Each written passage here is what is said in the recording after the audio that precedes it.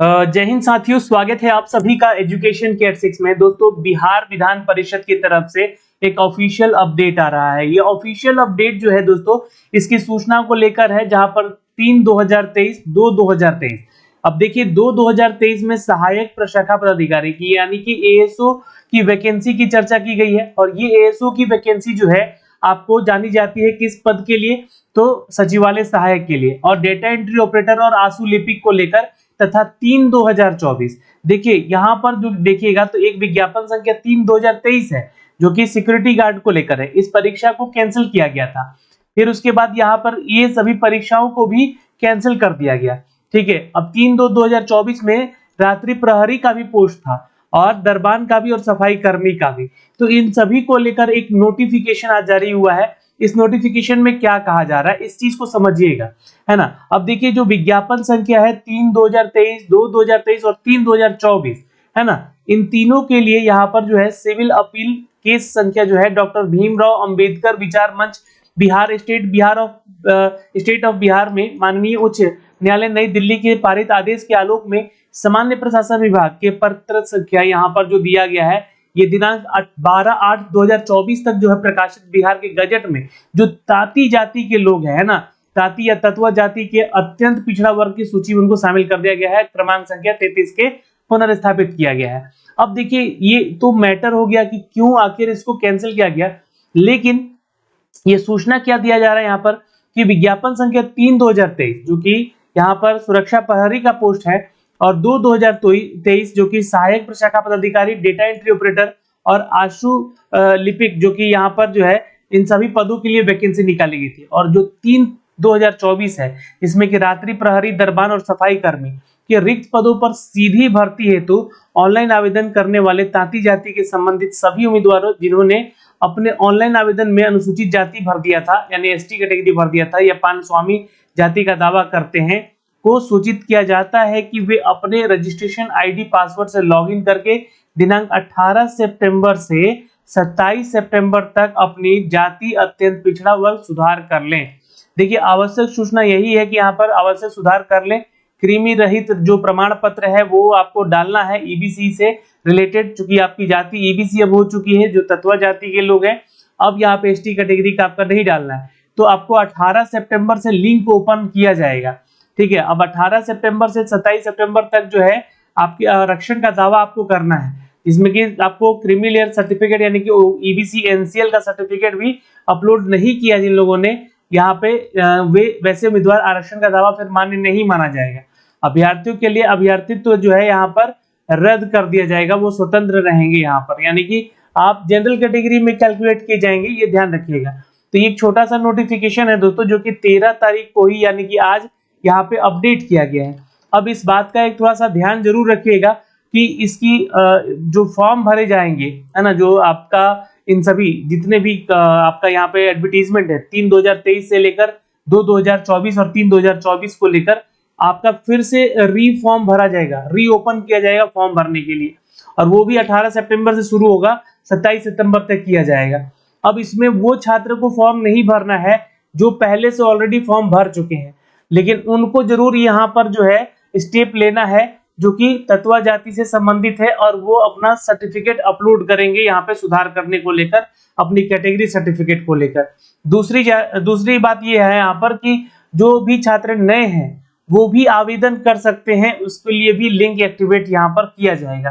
तो जो छात्र फॉर्म भर दिए हैं अपनी कैटेगरी में उनको जरूरत नहीं है, सिर्फ तत्वा जाति के जो छात्र हैं वो अपना ईबीसी एनसीएल से अपलोड करेंगे यहाँ पे अपनी जाति का दावा प्राप्त करने के लिए, उसका बेनिफिट उठाने के लिए। और जो नए छात्र हैं जो अभी तक फॉर्म नहीं भरे थे, उन लोगों को कहा जा रहा है कि यहाँ पर फॉर्म भरना है। तो अभी भी देखिए लिंक एक्टिवेट करने का जो है अपडेट दिया नहीं गया है, यहाँ पर आपका लिंक यहीं पे दिया जाएगा जो भी अपडेट है, लेकिन जो सूचनाएं आ रही हैं वो इस तरह से आ रही है कि आपका जो है लिंक एक्टिवेट यहाँ से किया जाएगा। अब देखिए यहाँ पे जो आपका ये नोटिफिकेशन है, ये नोटिफिकेशन में सहायक प्रशाखा पदाधिकारी के कुल कितने पद हैं, तो यहाँ पे देखिएगा तो कुल संख्याओं में अगर पद देखिएगा तो यहाँ पर 19 पद जोड़े गए हैं, जो कि यह वैकेंसी का, बैकलॉग वैकेंसी का और फ्रेश वैकेंसी का अपडेट दिया गया है। डेटा एंट्री ऑपरेटर का कितना है, तो कुल 5 पोस्ट है। आंसू लिपिक के लिए कितना है, तो कुल 2 ही पोस्ट है यहाँ पे। तो इस तरीके से मिला के जो है ये इन पदों के लिए है। अच्छा, इनकी शैक्षणिक योग्यता, जो नए छात्र हैं वो समझेंगे यहाँ पे कि इनकी जो शैक्षणिक योग्यता है क्या होनी चाहिए सहायक प्रशाखा पदाधिकारी के लिए, तो आपका ग्रेजुएशन होना चाहिए। ये ध्यान रखिएगा, स्नातक पास होना चाहिए। हिंदी टंकन और अंग्रेजी टंकन में 30 प्रति मिनट जो है आपका स्पीड होना चाहिए इसको अप्लाई करने को लेकर। ठीक है, ये ध्यान रखिएगा, यहाँ पर आपका टेस्ट लिया जाएगा इस टंकन टेस्ट को।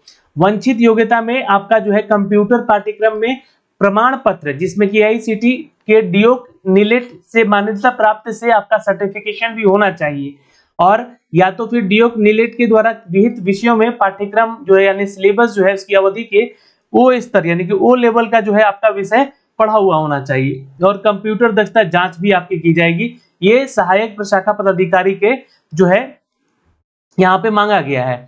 अब ये देखिए, जो सहायक प्रशाखा पदाधिकारी है सचिवालय सहायक के नाम से जाना जाता है, और यहाँ पे देखिएगा तो इनका सैलरी जो है 7 सीबीसी के तहत है और 44,900 बेसिक सैलरी है, प्लस अलाउंस यहाँ पे 50% का मिलता है। तो ये मान के चलेंगे कि लगभग 70 से 75 हजार की बेसिक मतलब जो स्टार्टिंग सैलरी होगी इनकी, ये यहाँ पे मिल पाएगी। डेटा एंट्री ऑपरेटर का जो पोस्ट है दोस्तों 25,500 है और प्लस अलाउंस यहाँ पे मिलेगा। तो ये ध्यान रखिएगा, कम से कम इनका 40,000 के आसपास का सैलरी बनेगा। लेकिन इनके लिए जो है आपका किसी भी संस्थान से इंटरमीडिएट पास होना चाहिए, ये ध्यान रखिएगा। और कंप्यूटर पर 8,000 की डिप्रेशन का आपका जो है टाइपिंग स्पीड होना चाहिए।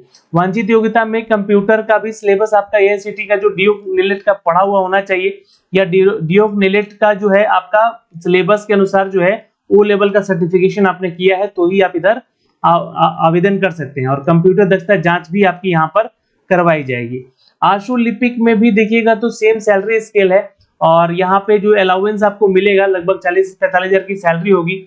हिंदी में आपका स्टेनो टेस्ट होगा 80 वर्ड प्रति मिनट के अनुसार, और हिंदी में और अंग्रेजी में कंप्यूटर टेस्ट होगा आपका 30 वर्ड प्रति मिनट का। ठीक है, और वांछित योग्यता जो है आपका कंप्यूटर का सिलेबस आपका पढ़ा होना चाहिए एआईसीटी और नीलेट द्वारा जो है आप अगर ये मान्यता प्राप्त से करते हैं तो यहाँ पर इसका सिलेबस भी पढ़ा हुआ होना चाहिए, पाठ्यक्रम पढ़ा हुआ होना चाहिए, वो लेवल स्तर का सर्टिफिकेशन होना चाहिए, या तो कंप्यूटर दक्षता जांच आपकी यहाँ पे होगी यहाँ पे। तो ये ध्यान रखिएगा, आपका ये हो गया एलिजिबिलिटी, यहाँ पर एजुकेशन क्वालिफिकेशन, सैलरी और एज लिमिटेशन की अगर बात की जाए तो 18 से 37 साल तक के छात्र इसको आवेदन कर सकते हैं, जिसके लिए यहाँ पर जो भी डॉक्यूमेंट्स लगेंगे इसकी जांच की जाएगी।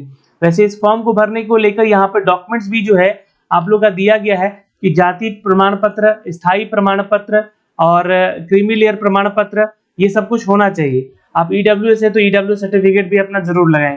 तो दोस्तों ये जो जानकारी है, ये जो दी गई है, ये पुरानी जानकारियां हैं जो कि आपको दिखाई जा रही है। ये एग्जाम का पैटर्न है, इस पैटर्न को भी आप लोग देख लीजिएगा, है ना। तो अभी के डेट में जो नोटिफिकेशन आया है वो सिर्फ यही नोटिफिकेशन आया है 13 सितंबर वाला, जो कि ये यहाँ पे अपडेट किया गया है। ठीक है, 18 सितंबर से 27 सितंबर के बीच में आपका नोटिफिकेशन का लिंक ओपन किया जाएगा, और इस बात पे ध्यान रखिएगा जो नए छात्र हैं वो भी नए तरीके से फॉर्म भर सकते हैं। तो ये एक छोटी सी जानकारी थी यहाँ से जो कि हमने आप तक साझा किया है इस वीडियो के माध्यम से। अगर आपको ये वीडियो समझ में आई होगी तो प्लीज वीडियो को शेयर जरूर कर लीजिएगा। जय हिंद।